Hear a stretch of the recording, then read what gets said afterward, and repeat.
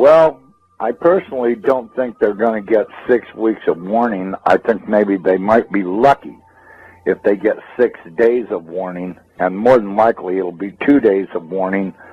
And they were told a month and a half ahead of time so that way they'd have time to decide what they wanted to put in their bags. Mm-hmm. And that 6 weeks of warning is nonsense.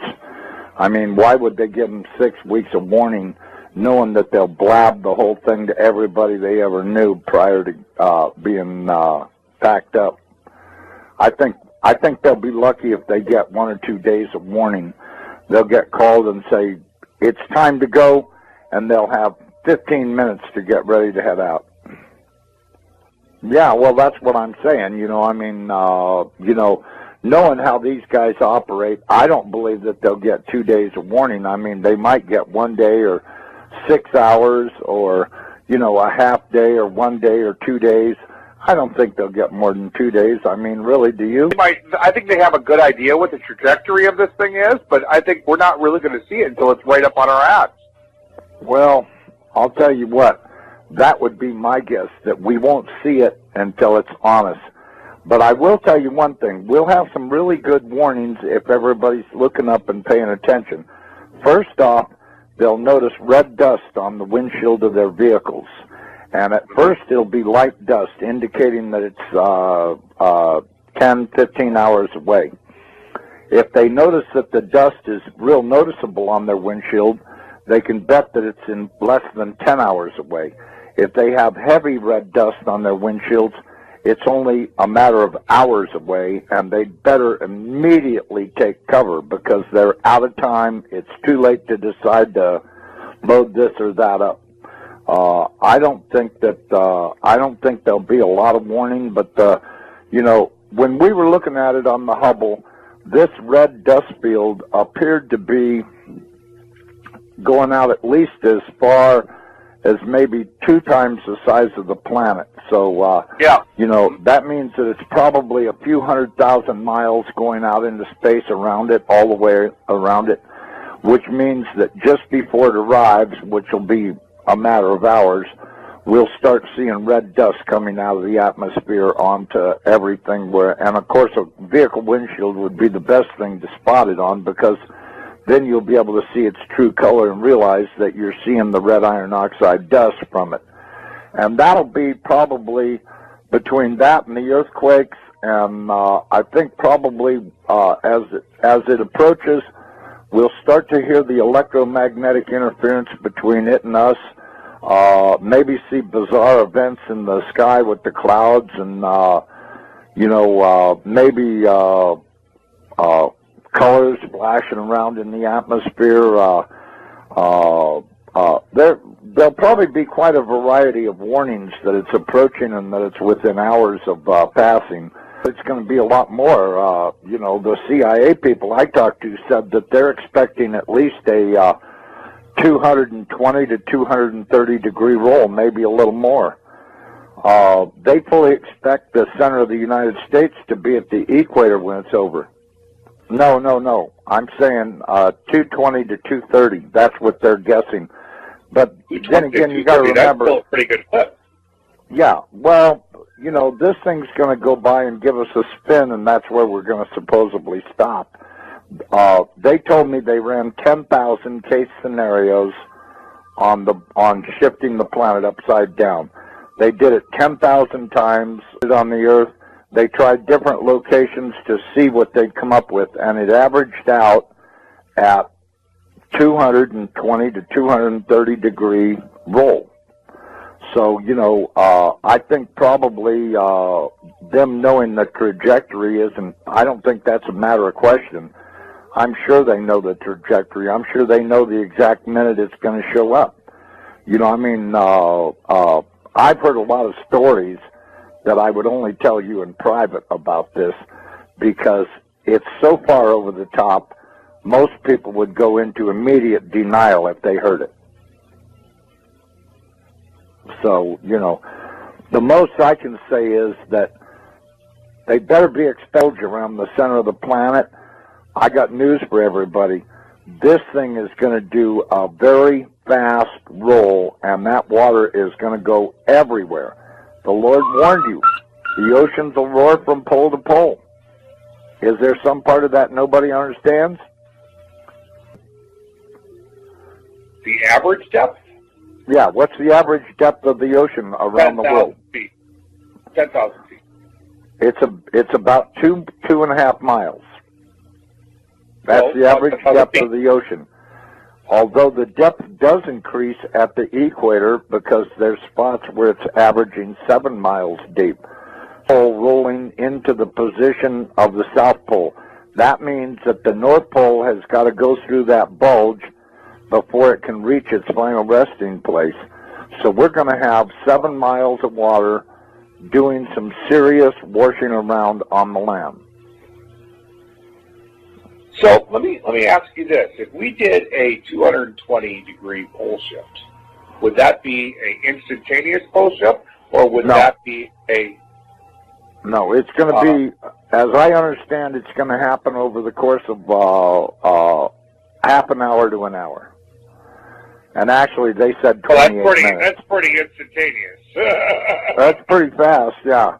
That's pretty fast. We're going to probably see 400-mile-an-hour wind on the surface.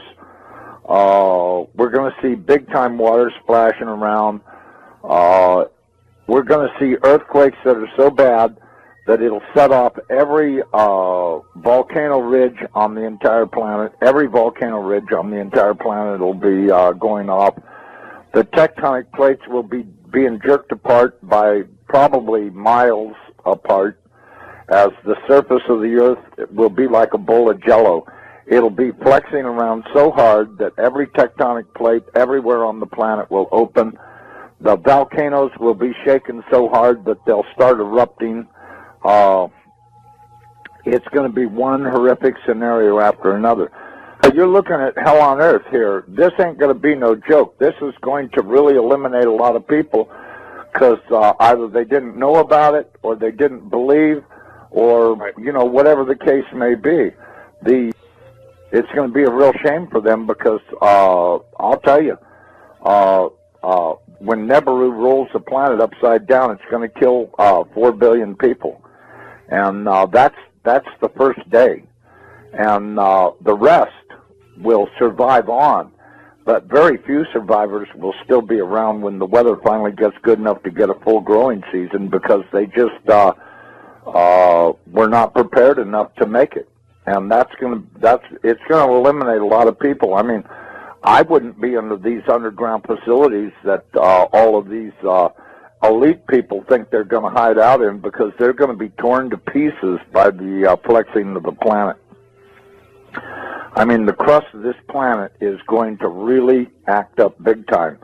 And there won't be any survivors in those underground facilities. Well, you know, I'll tell you what. I really don't think that the survivorship of this will be real high because of the denial. The level of denial in this country is obvious by Department of Homeland Security planning to fight everybody. The United States government has been terrorizing everybody around the world forever and ever. The churches are all in denial. I mean, the Chinese, they take babies and cook them up into stew and stuff. It's taken over this planet. And that's why I said about the churches being asleep. The churches have not protested this at all. And they're going to pay dear for having kept their mouth shut and been politically correct. This is the one that's going to cost them their ass. And one evil thing stacked on top of another. And all of these people that have been condoning all of this stuff, they don't talk about it. They just, they own stock in the companies and they think they're getting rich, and what they're actually doing is getting ready to die, and they don't even know it. I tell people all the time, guess what? You're probably not going to be alive this time next year, so don't worry about what you're doing.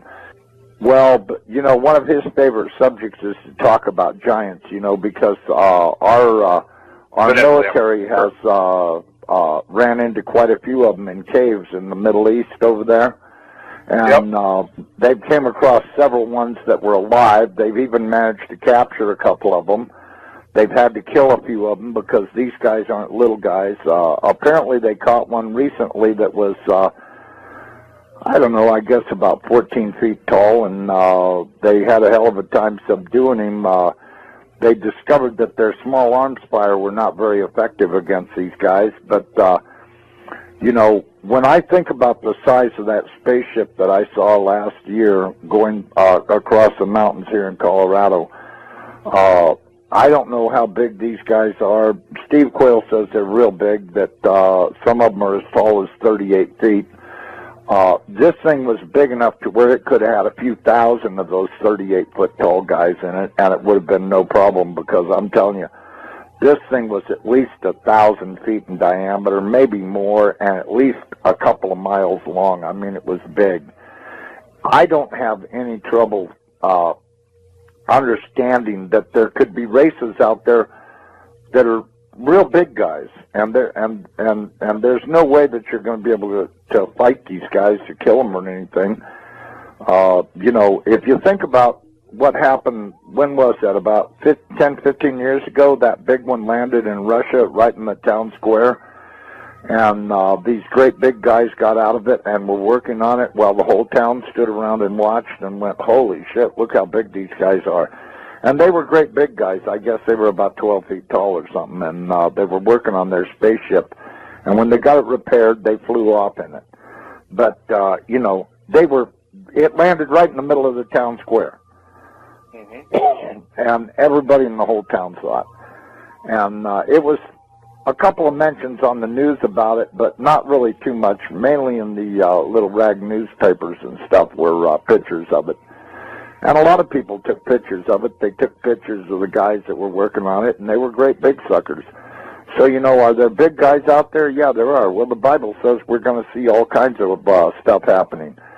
And I can tell you, these military people have been so far out of control for so long, I think the American people would be terribly shocked if they ever got away from their vomit TV and started checking out what their government's been doing. They would not only be horrified, but they'd be in shock and horrified at the same time. It's been kept a secret because the American people are willfully stupid. And this is going to come home to haunt them. I can guarantee you there's going to be trouble on the horizon they can't even imagine. And I can tell you, just the thought of 14, 15-foot tall guys dressed in military uniforms doing God knows what. I mean, I've always thought since day one that the pyramids were built prior to the last pole shift, and that they were stacked up probably by these big guys, because there's really no other explanation for how stones that big got mounted up. I mean, you look at some of those things, and the architecture and design and construction is just so far over the top. And now we've got all of these ragheads over there in Egypt talking about they want to tear them down. Yeah, well, I was talking about that earlier today. Yeah, this is just insanity. They took out their dictators around the world. They've been taking out the dictators so that they can put in their dummies and get their one world order thing going, which is how they've got to do it. They've got to take out all the leaders in every country, and then place their Rothschild dictators in position. And of course, you know, that'll bring in their one world order because they'll all work for the same guy. But you know, now they've got these morons down there in Egypt that want to tear down the pyramids. They want to do this, they want to do that. You know, I don't know how they plan on doing it. You know, what are they going to put a nuclear weapon in the thing and blow it up, or what? Because they're sure as hell not equipped to dismantle it manually. They'll have to blow the things apart. They put. I was afraid the government would respond to the financial crisis by doing more of the same policies that caused it, which is more deficit spending, more cheap money, more central banking and central planning. And as a result, I think the U.S. economy is now poised for a much bigger collapse. I think that what's coming is a sovereign debt crisis and a currency crisis that will make the financial crisis of '08 look like, the proverbial Sunday school picnic. This is something that's affecting the economy right now. Oh, absolutely. The fiscal cliff specifically is one of the major ways in which the slow recovery that we have could be completely derailed. Hard landing in China, euro collapsing, problems in the Middle East, and fiscal cliff is probably paramount in that area. As a matter of policy, as opposed to an apocalyptic. And the most important price is interest rates, which have to go up. That is but no one wants to let them go up because the banks will fail. We currently have no price integrity in any asset. And we're on the precipice of collapse. That's right. So this system is in collapse, and it's unbelievable. And most people don't even see what's going on. If you watch CNBC, if you actually pay attention to the U.S. media, they will always tell you there's green shoots or it's going to be a recovery. There's no chance of that. You don't think there are any signs of that? It's not possible. We're in the last days of this financial system in the U.S. This is Zimbabwe. When it starts to collapse, it's going to happen very fast. If people don't start to wake up to what's going on, they're going to get hurt in this collapse. But this is where it's going now, that we have to now just get as far away from the U.S. and from the Western world, because this collapse is going to be messy. We've got to ask ourselves, why are the feds preparing for a war against Americans? Why have they bought now more than 2 billion bullets, all kinds of arms and ammunition, and now more than 2,700 tanks to patrol in America and keep order? We're told it's because they love us. We're told it's to keep the peace and to increase safety. But of course, we also know from Army documents, from Homeland Security reports, and a lot of other information that it's really to occupy America and prepare for a civil unrest and a total economic collapse that will include gun confiscation. The rise of the warrior cop. So, what do you mean? Our cops are getting increasingly like soldiers. They're being dressed like soldiers, they're being armed like soldiers, they're sent out in the streets told they're fighting war. And when you do that, we shouldn't be surprised when we see some of the results we've seen at the lead-in, where they start treating American citizens more like enemy combatants than citizens with rights. Meaning, mostly you're talking about these SWAT team raids. Over the last probably 20 years, there's been about a 1,500% increase in the number of SWAT raids in the U.S. Often it's 10 or 20 guys dressed in black, heavily armed. I mean, they look like a military squad. I mean, they look like a unit that would invade a village in Iraq looking for insurgents. Speaking of the police state, which 9/11 ushered in, a 16-year-old is questioned by FBI officials over a YouTube video that he uploaded. According to Justin Holman, a 16-year-old, after having uploaded a YouTube video which highlighted how America was slipping into a police state, he was visited by FBI officials. Police state? Ask one of them why they're here. What's up, nigga? Police state? Police state, bro. Police state.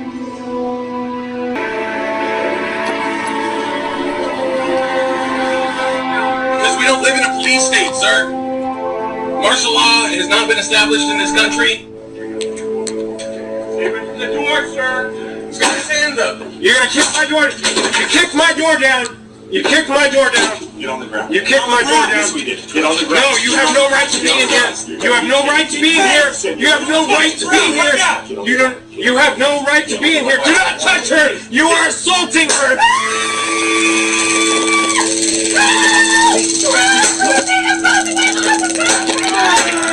Yeah, I didn't open up the door. I went open up. Now they're barging in my door for what reason? Down on the ground! Down on the ground! Down on the ground! Down! Down! Down! Down! Put your hands! Hands! Come in! Come in! Come in! Don't move! Wait! Don't move! Wait! Don't move!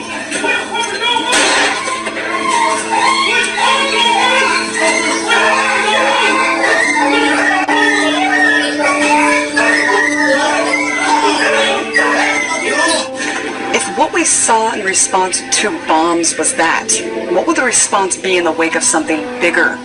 Is that when we'll see martial law take effect across the country? And more importantly, will people just accept it entirely out of fear? It was never meant that we would have this gigantic police force from the federal government. I mean, we had martial law up there. FBI and all these agents coming in, closing things down, going to people's houses. The police state is staring us in the eye, and it's getting more and more imposed upon us, and more imposed on society every day. More and more people are waking up faster and faster and faster. I think it could very well come to that based on the things that are happening in the news, and we're seeing, you know, the collapse of our economy, so many different things happening. I have spoken with one federal agent, and the information succinctly boiled down is this. There is an event coming, Steve, in the very near-term future that is going to affect the United States of America to its very soul. That what is being planned, as you and I are on the air tonight, and what has been coming together into that old term, the perfect storm, is literally brewing right over our heads. It is and includes military maneuvers in the United States, military actions that are forthcoming, and that will be so deep and so penetrating that the United States will never be the same. We've heard about the NSA spying on us all and think, no big deal. I'm not a terrorist, so I have nothing to worry about. Think again.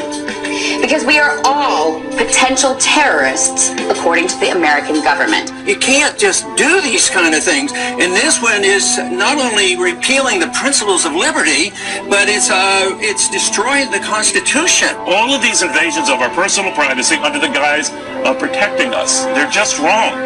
And it's no longer about keeping us safe. This is about keeping us safely under the government's eye. And it is clear the government is watching all the time. Oil looks higher. Gold looks higher, currencies look weaker. More about this currency crisis you see erupting. What does that assume about what's going to happen to the dollar? Well, it assumes that the dollar will utterly get destroyed and become virtually worthless. I don't know how that inevitably resolves itself. It may resolve itself in some type of a global currency crisis. And then if the global currency crisis unfolds, then inevitably you get, I guess, an alignment under a global world government, a new global currency, and a new world order. Growing debate in Washington following reports that some U.S. senators are now considering an immigration bill that would force all U.S. workers to carry around biometric ID cards. Well, it is an idea that is now raising some serious concerns among privacy advocates. Through the advancing market of biometrics, technology that uses physiological and behavioral recognition to identify people. A system touted as a national security necessity is being used to build a database where the biometric identity of millions of Americans will be gathered and stored. We really need to attack this in a comprehensive kind of way, not some knee-jerk reaction like sticking something in someone's finger to verify who they are and whether or not they can be employed in this country. The U.S. Department of Homeland Security has been buying up massive amounts of ammunition. Americans are wondering why. Do you think this is a sign that they're preparing for some sort of mass civil unrest? If you look at what the Department of Homeland Security has been purchasing over the last year, it comes out to like 1.6 billion rounds of ammunition, more than 7,000 fully automatic assault weapons, 2,700 MRAP type vehicles, and now drones. Those are instruments of war.